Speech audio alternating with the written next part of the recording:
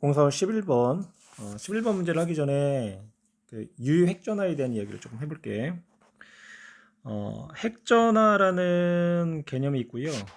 그 다음에 이제 유효핵전화라는 개념이 있고, 그리고 이제 가려막기라는 이 세 가지 개념이 있어. 핵전화는 말 그대로 핵 속의 전하량, 그러니까 뭐 3번인 리튬 같은 경우는 핵전화가 3이 되는 거고, 10번인 네온 같은 경우는 핵전화가 10, 그리고 13번인 알루미늄 같은 경우는 핵전화가 13이 되겠지.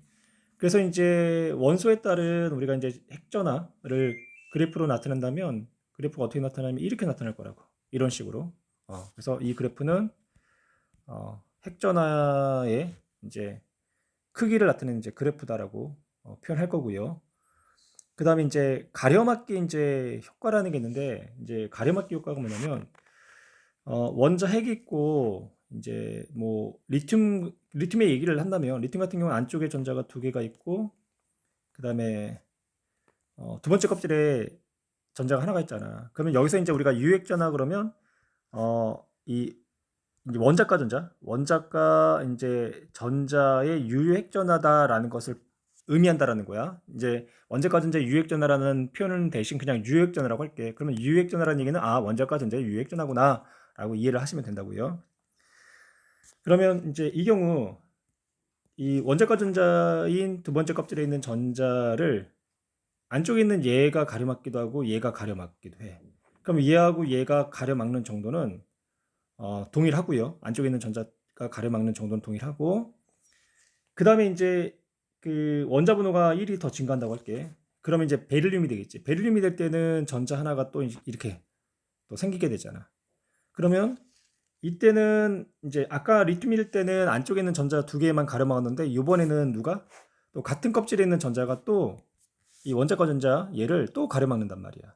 그럴 때 안쪽에 전자가 가려막는 정도를 우리가 이제 S1이라고 표현할 거고요. 같은 껍질에 있는 전자가 가려막는 정도를 S2라고 할게.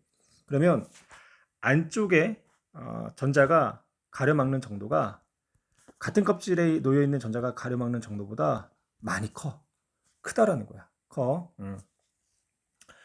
그러면 이제 여기서 우리가 이제 이 껍질이 바뀔 경우, 그러니까 원자 번호가 예를 들어서 이제 네온까지는 껍질이 두 개인데 나트륨부터는 껍질이 세 개가 되잖아.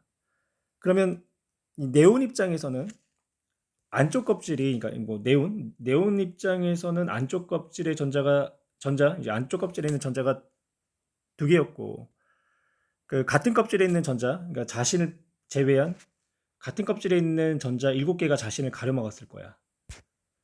근데 나트륨이 될 때는 이제 이번은 어떻게 되냐? 안쪽 전자가 두 개가 아니라 10개가 돼 버린다고. 그리고 같은 껍질에서 자신을 가려막는 전자는 0이 되는 거고. 핵전하는 1이 증가하는데 가려막는 정도는 훨씬 증가하게 된다고. 그래서 껍질이 바뀔 때의 가려막기 효과는 같은 껍질에서 원자 번호가 증감에 따라서 가려막는 정도의 크기보다 훨씬 크게 작용한다는 걸 우선 좀 기억을 해도, 어, 그러면 이제 우리가 이 유효핵전화를 한번 나타내 볼 텐데, 리튬 같은 경우에 이제 유효핵전화를 이제 한 요 정도라고 가정합시다. 그럼 같은 이주기 원소에서 원자 번호가 증가할수록 유효핵전화는 증가를 해.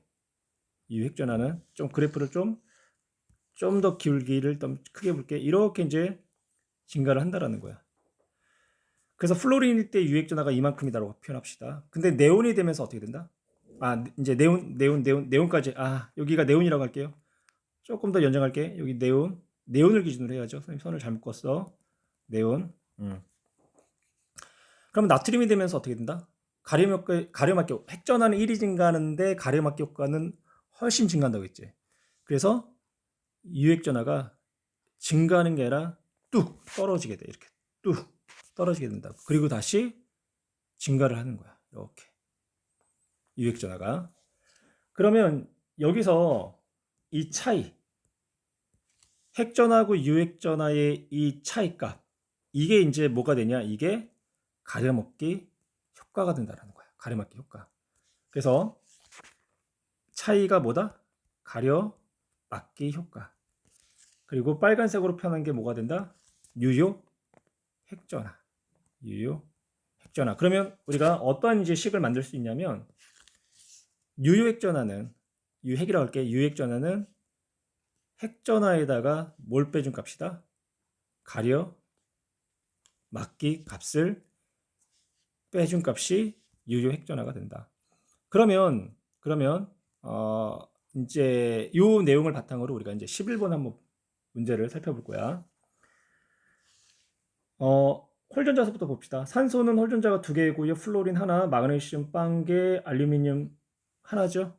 그러면 나는 누가 되는 거야? 산소, 라는 마그네슘 되는 거고, 나머지 2개 플로린하고 알루미늄은 홀전자가 하나하나. 근데 원자과 전자가 느끼는 유핵 전하는 누가 더 크게 해서 플로린하고 마그네슘을 비교한다면 플로린이 마그네슘보다 어때? 커야 되겠죠? 플로린이 마그네슘보다. 그렇죠?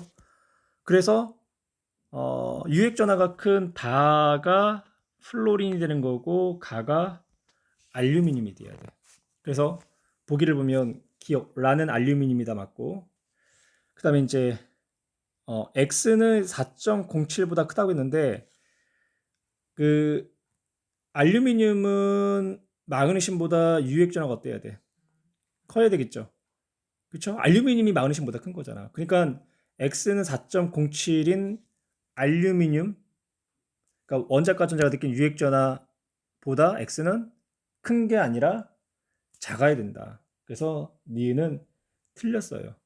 그다음 디귿 원자 반지름을 뭘 봤네? 원자 반지름 가 알루미늄, 그다음에 다 플로린.